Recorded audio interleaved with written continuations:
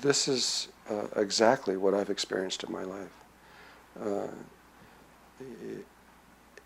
You move in a different kind of balance, and it doesn't have anything to do with what you're thinking.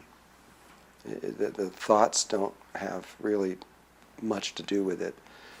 It's a heart-based way of perceiving, and in terms of business, we do business so we make money, so we can feed ourselves and our families and take care of everything. But it's the same way when I was talking about that store that we did in that way. We were never concerned about how much money we made, but it did come to a place where we were making like $50 a day in the beginning, and it was tight. It was really, really tight. And this is another example to show you. And next door, we had to come up these stairs, and the guy who owned that building didn't like, this was in the 70s, didn't like all these hippies coming up here and the kinds of people that he saw.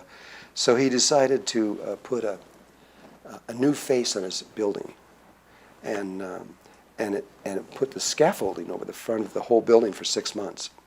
And to get into our door, you had to squeeze a little opening and slide through this door to get in there. And so we went upstairs and we sat in meditation together, and they said, well, probably we're not going to make it because we're barely making it now, and now he's sealed off the front door and nobody can even find us.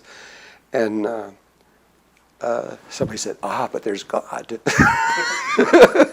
And we said, yeah, that's right. So we went into a meditation, and we just said, okay, it's your store, God. You do whatever you want. If you don't want us to be here, we'll go. And if you want us to be here, okay.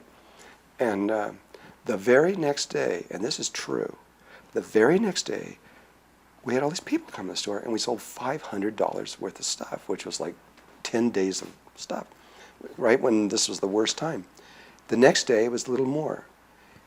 After that, we never sold less than $500. It finally went up to over $5,000 to $6,000 a day.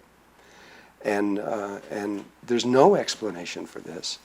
On a logical mind, we should be out of business.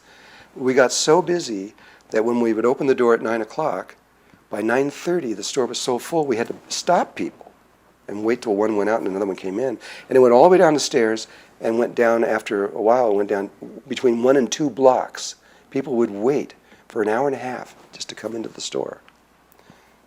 We didn't do anything different except we positioned ourselves different within the energies.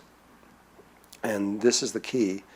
If we really live this, and it takes courage, that's where the fear is so important, not to be afraid, and really believe in the truth of our existence here in this reality. And if you just let go and really trust and believe in yourself and your relationship with God, because every single person has an intimate relationship with God. It's not just kind of one off to the side somewhere or something.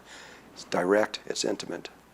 And when we reconnect with that relationship, then the normal rules of business and life and everything else don't apply anymore.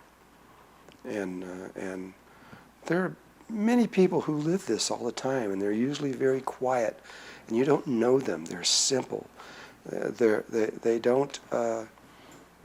They may never talk, and you would never know. They walk by, and you'd never know. But there are people that are there, and they completely trust in life. There's no worry in them.